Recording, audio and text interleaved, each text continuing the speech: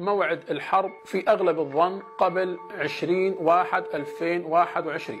سيقوم العدو الإسرائيلي والأمريكي بتوجيه ضربة إلى غزة قبل إيران في الغالب. سيكون موعد الضربة خلال فترة الأسبوع من يوم الأحد إلى يوم الخميس. باسل محمد حسن صالحية، المعروف بالبيئة المدنية أبو محمد صالحية، أو في البيئة العسكرية أبو عماد الطيار، أو صاحب اسم صهيب الرومي مؤلف الكتب العسكرية العشرة.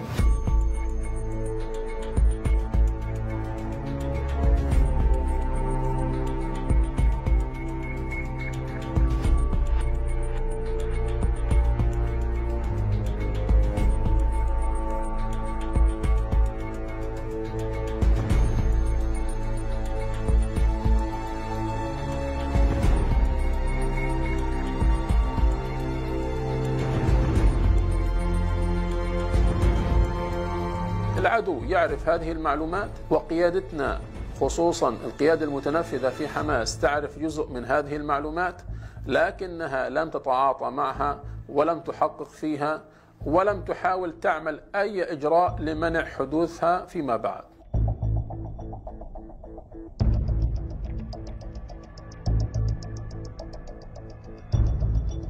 في تاريخ 14/6/2007 كنت قائد المعركة ضد جهاز الأمن الوقائي.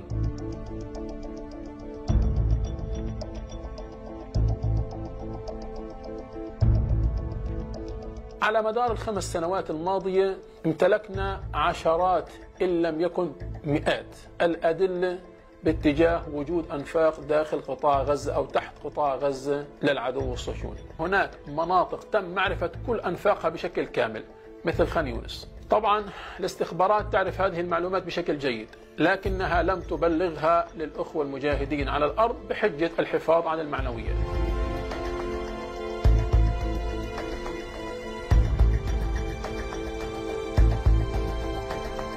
بلغ عدد النقاط في داخل قطاع غزة 430 نقطة فعليا، والتي تمثل 430 عين لنفق.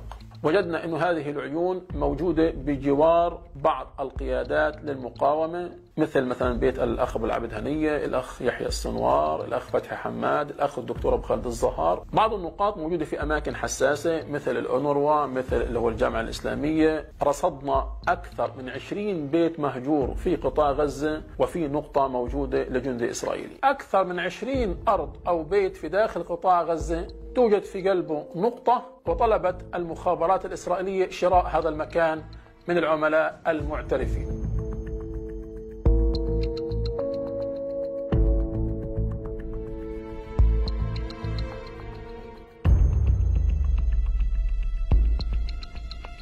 قيادة الأخ أبو عبيدة غير مقتنعة بهذه المعلومات، وأصلا لم تحقق فيها ولم تضعها أصلا على طاولة النقاش. بالمناسبة هنا لا أقصد بقيادة الأخ أبو عبيدة الأخ أبو خالد الضيف، وإنما أقصد الأخ مروان عيسى بالذات. على الرغم من كل هذه النتائج التي حصلنا عليها، جاءنا قرار بوقف الحفريات.